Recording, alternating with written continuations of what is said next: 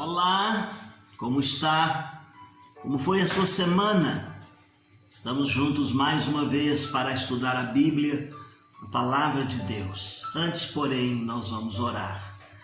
Aceita, querido Senhor Deus e Pai amado, a nossa oração. E que neste momento a Tua Palavra nos inspire, nos impulsione e nos faça entender que vale a pena viver pela fé. É a oração que fazemos no nome de Jesus. Amém. Muito bem, meus queridos, no nosso último encontro nós nos detivemos a falar um pouco a respeito da galeria dos heróis lá em Hebreus capítulo 11. Hoje nós vamos começar falando na carta escrita a Tiago. E essa carta escrita por Tiago vai nos ensinar muito.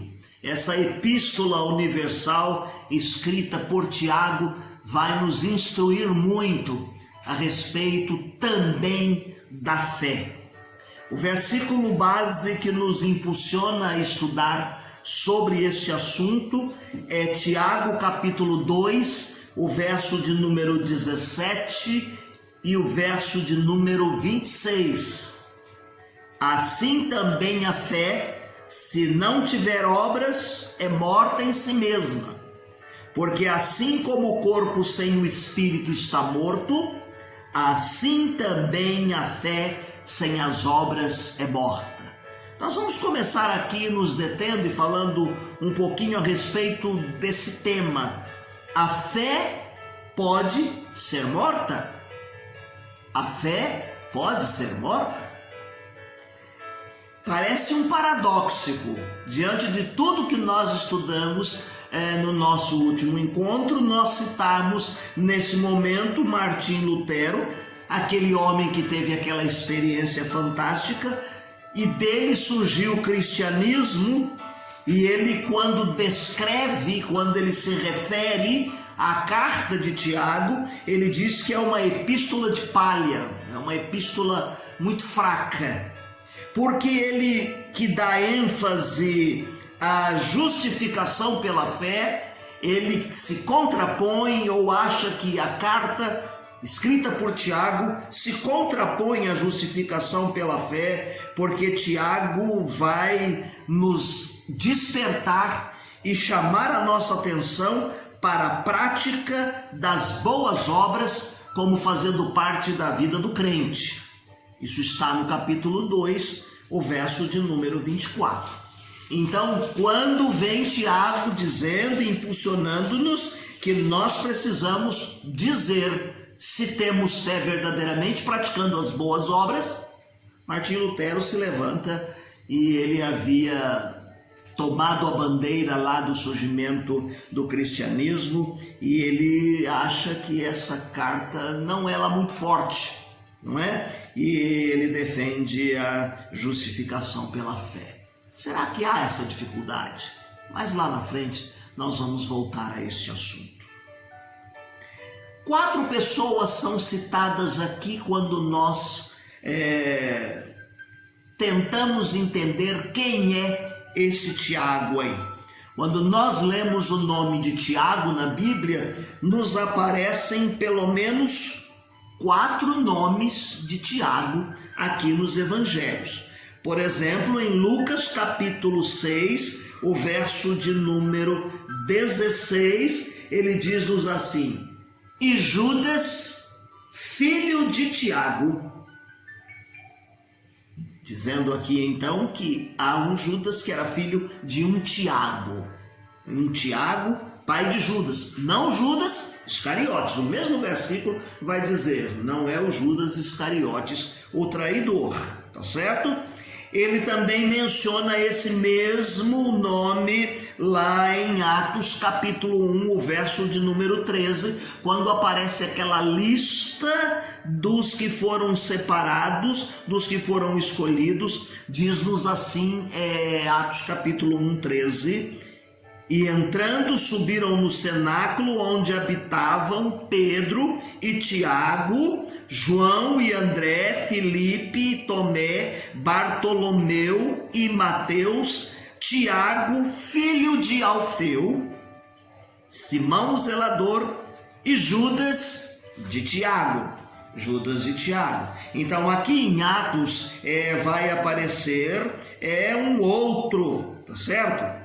E aí nós vamos entender também que lá no Evangelho segundo Marcos, Evangelho segundo São Marcos, nós vamos encontrar uma referência sendo feita ao Tiago, filho de Alfeu. Quando nós lemos Marcos, Evangelho segundo Marcos, vamos lá, Mateus, Marcos, Lucas. Marcos, capítulo 1, verso de número 19. E passando dali um pouco mais adiante, viu Tiago, filho de Zebedeu, e João, seu irmão, que estavam no barco consertando as redes. Então, Tiago, filho de Zebedeu, irmão de João Marcos, que consertavam as redes. Parece um outro Tiago aí, o filho de Alfeu, um dos apóstolos. Mateus, capítulo 10, verso de número 3. Filipe e Bartolomeu, Tomé e Mateus, o publicano, Tiago, filho de Alfeu, e Lebeu, apelidado Tadeu. E por último, o que provavelmente seja realmente quem escreveu a carta é o irmão de Jesus, tá certo?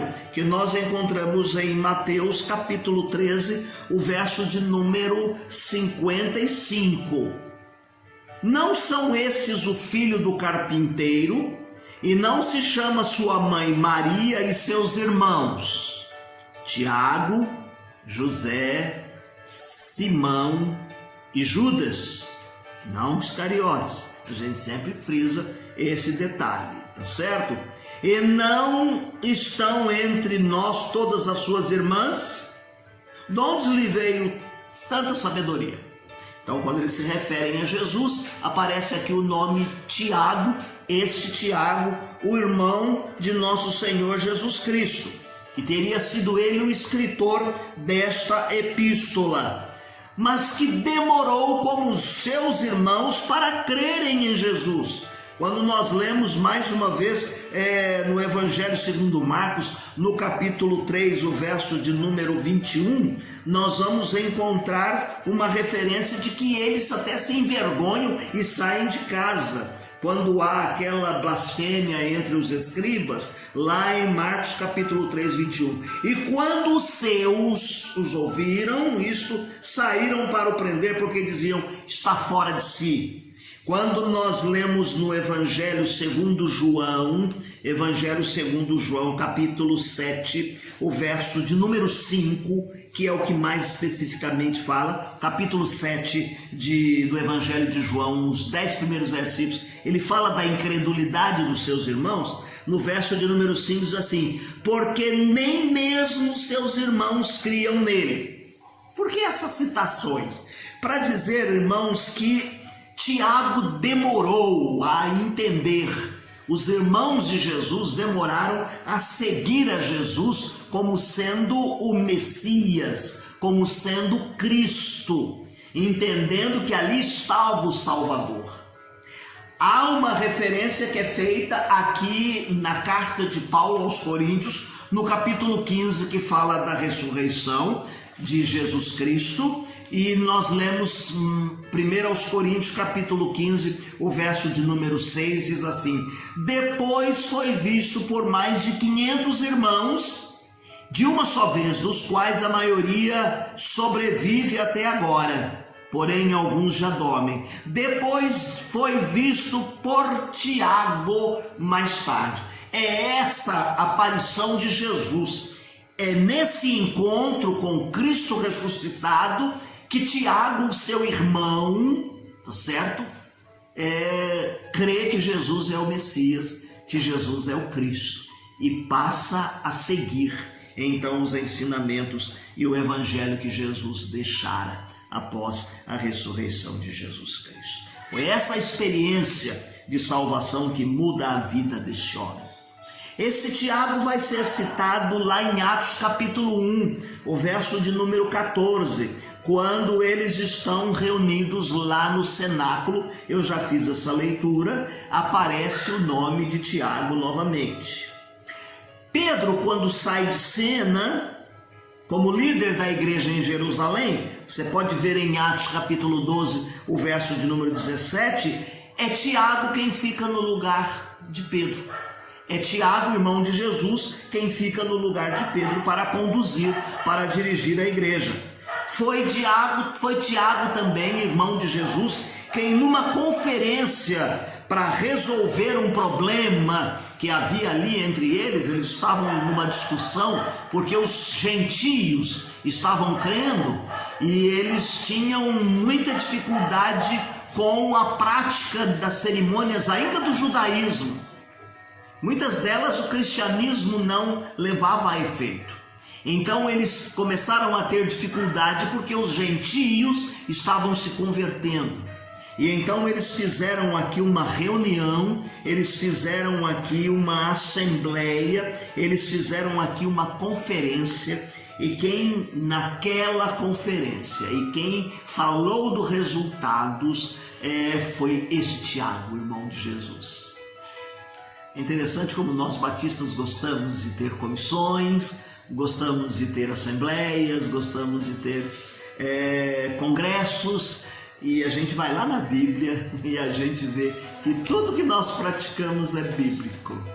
Nós só deliberamos e falamos aquilo que nós cremos, entendemos, o que é estatutário deliberado em Assembleia Geral da Igreja. Esse Tiago, meus queridos irmãos, ele é reconhecido pelo apóstolo Paulo. Paulo reconhece a sua liderança, ainda que lá em Gálatas capítulo 2, de 1 a 14, o apóstolo Paulo vai dizer que Tiago é muito legalista, e Tiago ainda está um pouco apegado às velhas tradições lá do judaísmo. Mas ele é um líder bom, é um líder forte, e nós vamos perceber, meus queridos irmãos, que talvez sua dificuldade aqui, quando Paulo diz que ele é meio legalista, é porque eles ainda estavam tendo dificuldades com a circuncisão, algo que eles haviam entendido, aprendido e praticavam, e agora os gentios não faziam isto, e eles entendiam e queriam que os gentios passassem por esse processo. E o apóstolo Paulo e eles naquela reunião, naquela conferência, entenderam que seria colocar de novo um jugo sobre os ombros dos homens que não passavam mais por esse ritual. Qual a característica desta carta? A gente vai perceber que nos escritos de Tiago há uma ênfase clara da ênfase judaica. Algumas coisas que ainda traz esse ranço do judaísmo vai estar presente na carta de Tiago. Por quê?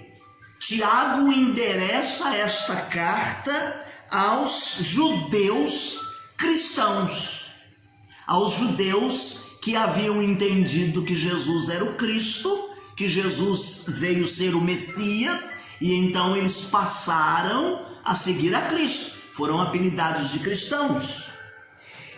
Esses judeus que foram dispersos pelo mundo. Aqui há uma palavra muito bonita que é usada na história da igreja, que se fala de diáspora. Diáspora é essa dispersão, seja a dispersão que as nações sofrem por ideologia, por etnia, por perseguição governamental, quando eles espalham, quando eles são dispersos, aplica-se essa expressão diáspora. Então, muitos desses judeus que nós entendemos da história, eles haviam deixado a Palestina e foram para outros lugares, mas eles ainda mantinham contato com seus pais. Eles não perderam o contato com seus pais e eles também faziam certas celebrações e cultivavam alguns hábitos, algumas festas lá de trás.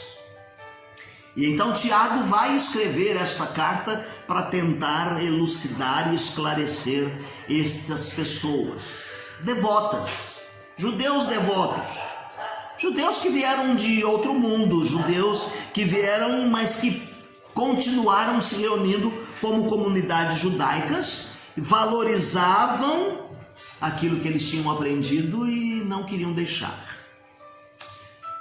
Comunidades que foram perseguidas, como nós já dissemos, ou deportadas. Lembram-se no Velho Testamento do tempo de Nabucodonosor, do tempo do rei Ciro, aquela turma toda, e leva cativo, o tempo de Daniel. Então, muitos destes que estão vivendo aqui nesse tempo de Jesus ainda era resultado destas coisas que aconteceram na história do povo de Deus.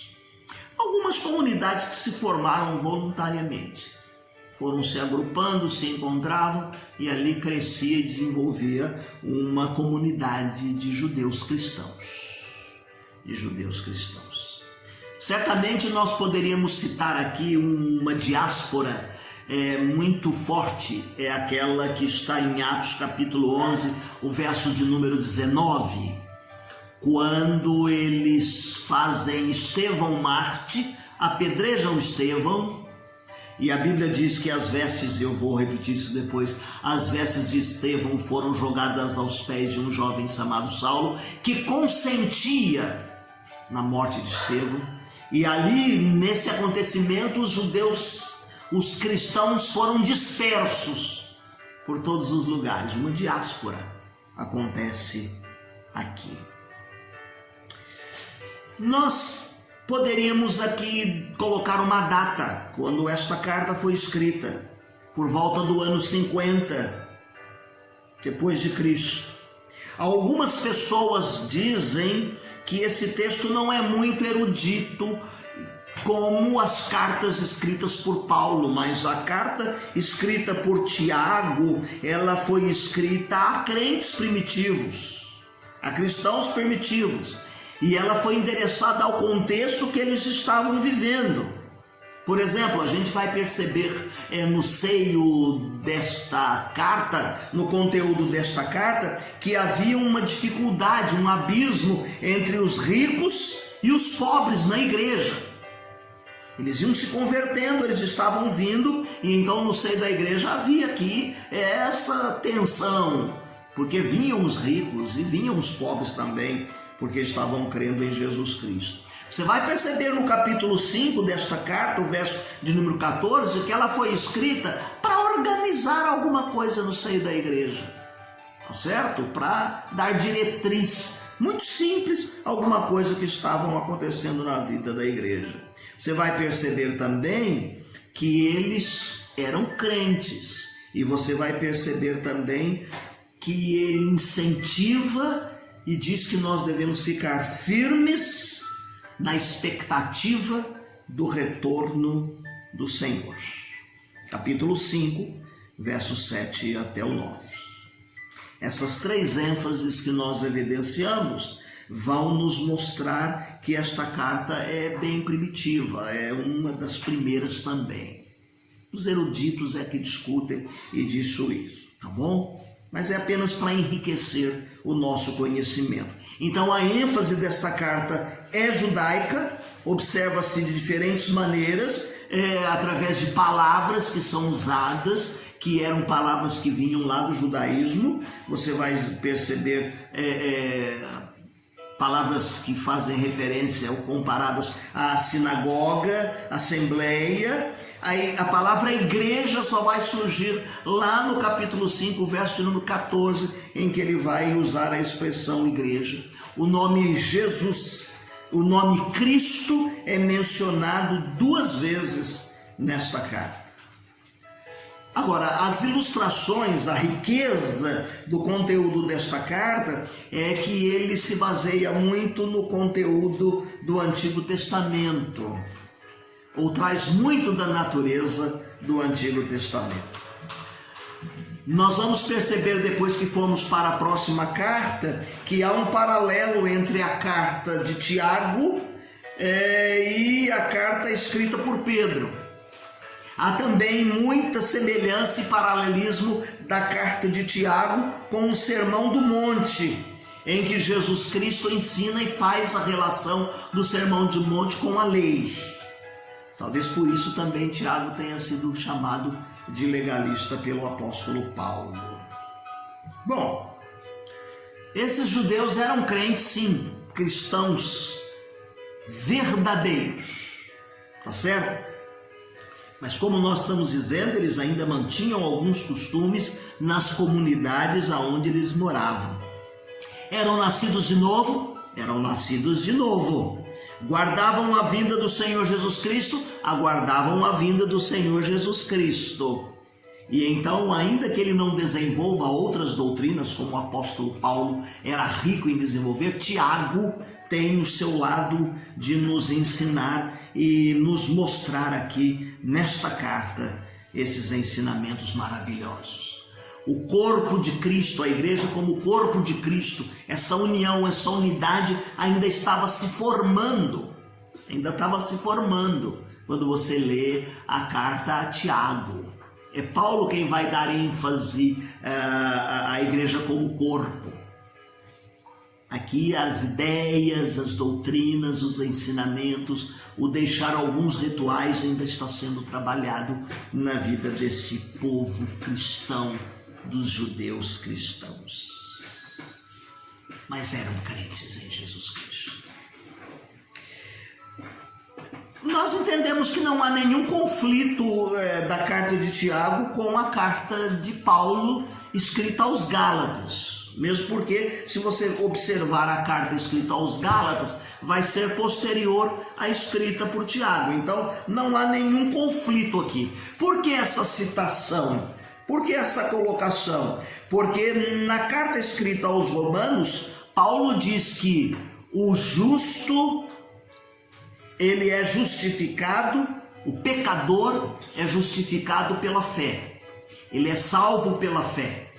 Eu citei no início Martinho Lutero, com a questão dele falar da justificação pela fé, é porque Tiago diz assim: a fé sem obras é morta.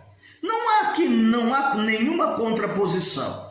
Tiago explica que a fé, que uma pessoa se torna morta se ela não demonstrar obras. Nós não somos salvos pelas obras, somos salvos pela fé. É a fé quem leva a crer e que salva a pessoa. Mas Tiago diz assim: se você diz que tem fé e não pratica obras, sua fé morre, sua fé é morta, sua fé não tem efeito, tá certo? Então, enquanto Paulo escreve a respeito daquilo que nos sustenta e nos leva diante de Deus, Tiago escreve a respeito do nosso testemunho perante Cristo. E Jesus enfatizava muito o amor ao próximo, ajudar ao próximo, estender a mão ao necessitado. Talvez porque a gente tenha medo de ir para um extremo, como um grupo religioso dos espíritas, que diz que a gente tem que fazer a obra para ser salvo, a gente acaba errando e pecando, deixando de praticar as boas obras. Mas é uma carta de estilo forte e é uma carta que nos faz lembrar muito dos profetas do Antigo Testamento. Hoje nós vamos parar aqui, tá bom? No nosso próximo encontro nós vamos entrar no conteúdo desta carta, como por exemplo, como enfrentar as provações. Vamos olhar uma resposta correta com a palavra de Deus, o dever da imparcialidade, a produção de boas obras, obras de misericórdia, a prática da disciplina, e aí vamos caminhando nessa carta e você vai poder ler os textos na leitura diária, para que quando eu falar, você saiba do que eu estou falando, mesmo que eu não leia, como eu fiz hoje, lendo alguns textos. Se eu citar, o irmão já está com um texto fresquinho na sua cabeça. Amém? Não deixe de fazer a sua leitura diária, ela vai aparecer aí no final da nossa transmissão, assim bem como você vai perceber aquela planilha que nós disponibilizamos no início do ano, com aquele plano para que você faça a sua leitura bíblica para ler toda a Bíblia em um ano. Termino lendo algumas palavras do hino de número 365, que fala da fé persistente. Almejo a fé que forte é diante do terror, que calma não recusará do mundo a terra dor.